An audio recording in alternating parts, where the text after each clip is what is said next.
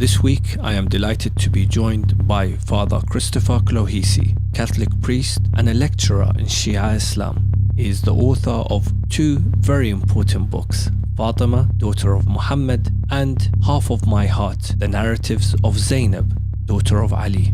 It started really with Fatima, Lady Fatima, because I was researching Hussein, and of course you have to then read about his mother. Yeah. And I was quite shocked that there's so much devotion to Fatima and so little written about her. The second book is really, in a sense, a bit of a joke in that there was a group of us in Rome, professors.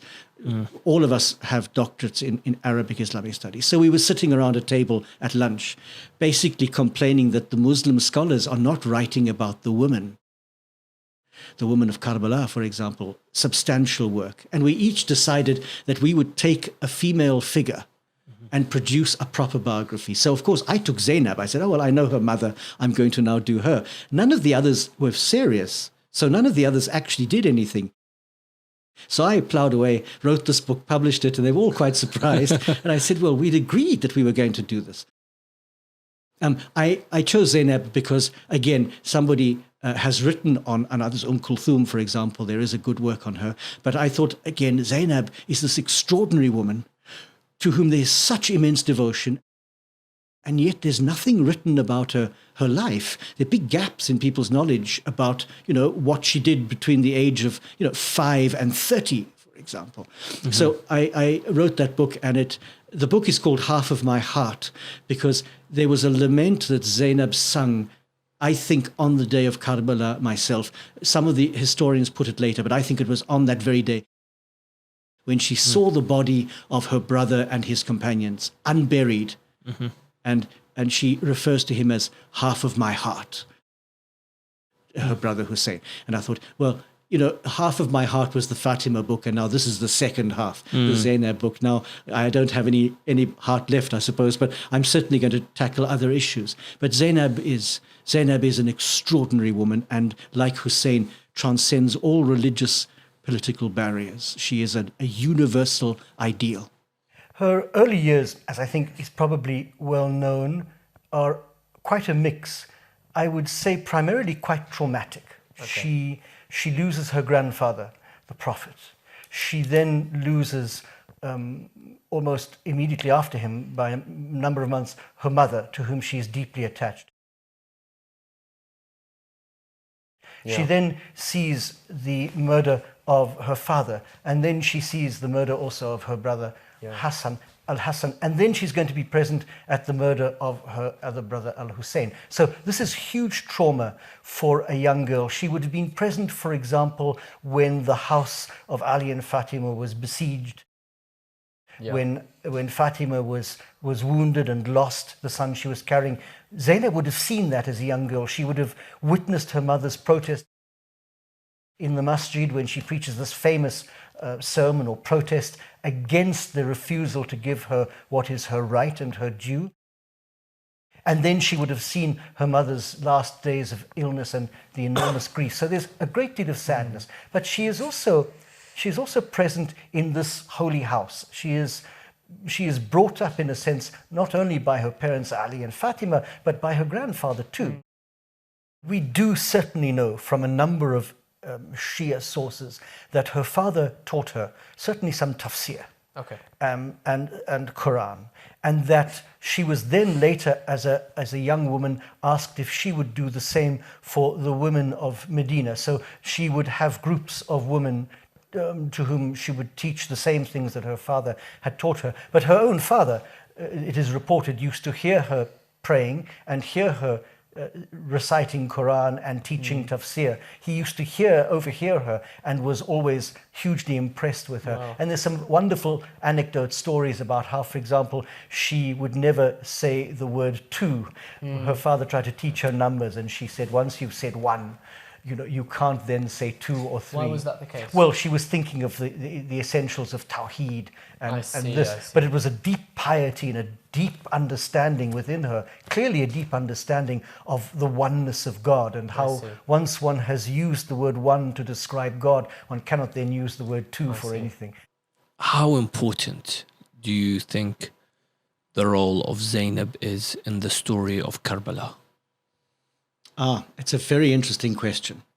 She is crucial in terms of being present to her brother, even if it's just because he needed to have people around him who he knew were with him and supported him. And she was a familiar face, his own sister. So she's important in that role, that she gave unwavering support from the beginning. I mean, there's some dispute over, why did her husband not come to Karbala? But the fact is that she was unwavering, that she was going to support her brother. And that psychologically is of great importance to him. One can say that. She intervenes a number of times, I think 3, on the battlefield. And she's described, so I mean, I go into quite a lot of detail because I'm very moved by this. She's described in the days leading up to Karbala as quite distressed.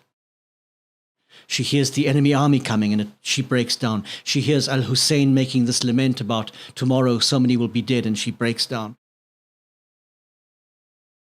saying that he's had a vision of his own grandfather saying, you are coming to us, and she breaks down. So she's quite frail and fragile on the eve of the battle. But on the day of the battle, there's a remarkable change, and even the Sunni authors record that she looked like the sun rising as she came out onto the battlefield. And 3 times she walks out of the women's tents right into the middle of the fighting, one to intervene when her nephew is killed. So Ali, the oldest of Hussein's sons, he's killed. A second time she comes out to chase after this little boy at Hussein's command, and she can't catch him. He's too fast for her because he wants to fight with his uncle. And a third time she comes out to challenge the men killing Al-Hussein. And it's this famous challenge where somebody as terrible as Umar bin Sa'd turns away and weeps because he's challenged by her and he knows that he's... So in that sense, she is of great importance, but even more important after the battle because, and this is where I get into trouble, because she was for a short time the leader of the Ahl Bayt. There's no doubt about that. Young Ali bin al-Hussein was much too sick to function immediately after the battle, and his life, in fact, is saved twice. By his lady Zaynab? Well, no, not really, by other people. Enemies, even soldiers in the enemy army who intervene against people like Umar and say, you're not going to kill a child. Or against Shimr, not Umar. So Shimr and say, you're not going to kill a child. Don't be ridiculous. At least twice, his life is saved. She saves his life later on in the court of, when they're before Ziyad, but that's later on. It's that period of days after Karbala, from the journey between Karbala to Kufa to the court of Yazid, to Damascus. That period, however long it was, and it's difficult to know how long it was, when they were being interrogated and ill-treated, she was the pole around which everything revolved. Absolutely. And there's a particular moment where her nephew, Ali bin al-Hussein, says to her, be quiet now, let me speak. And that for me is the moment when he takes his place as imam. He's imam, but when he actually takes his place and takes over leadership of this group. But until then, it is Lady Zaynab. And I always defend this by saying, she's not a woman with masculine virtues.